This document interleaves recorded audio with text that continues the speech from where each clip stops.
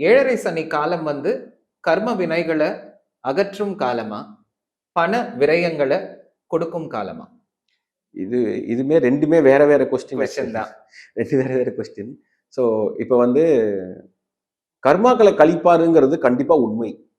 ஏன்னா இப்போ அது 7.5 சனிக்கு மட்டும் கிடையாது. அஷ்டமத்துல சனி வரும்போதும் சரி, 4ஆம் வீட்டுல ஆதர்ஷ்ட சனியா வரும்போதும் சரி, 4, 8 இங்க ஒரு 3 வருஷம், இந்த 12, 1, 2 இங்கெல்லாம் வந்து அப்பப்போ நம்ம ஒரு 5 வருஷத்துக்கு சேர்த்து வச்ச குப்பைகளை அது கர்மாவை கழிக்கிறதுக்கு உண்டான அமைப்புக்காகத்தான் சனியோட கோச்சார பலனே வருது, சனி பயிற்சியே வருது.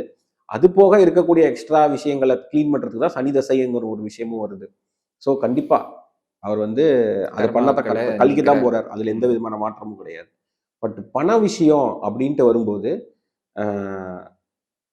அவருக்கு எப்படி சொல்றது, நீங்க வேலை நீங்க செய்யற வேலைக்கு காசு வாங்கினாலே சனி பகவானுக்கு பிடிக்காது.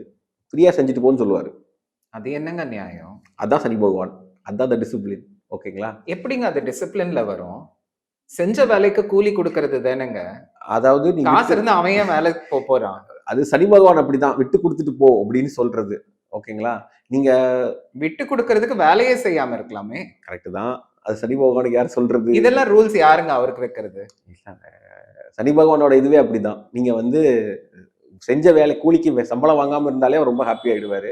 அந்த மாதிரி பட்ட ஒரு அவ்வளோ டிசிப்ளின் அது ஆக்சுவலி. அதனாலதான் அவர் வந்து Do you think this is kind of a discipline, like the getting paid for work is not இல்ல, அவர் வந்துட்டாலே, அவர் உள்ள வந்துட்டாலே அந்த காலத்துல not every time அதான் கர்மா சேர்த்துருவீங்கல்ல நீங்க, அந்த கர்மா சேர்த்து வச்சிருப்பீங்களா? அவர் உள்ள வந்துட்டாருனாலே உங்க செஞ்ச வேலைக்கு உண்டான வருமானமே கம்மி பண்ணி கொடுத்துருவாரு அவர்.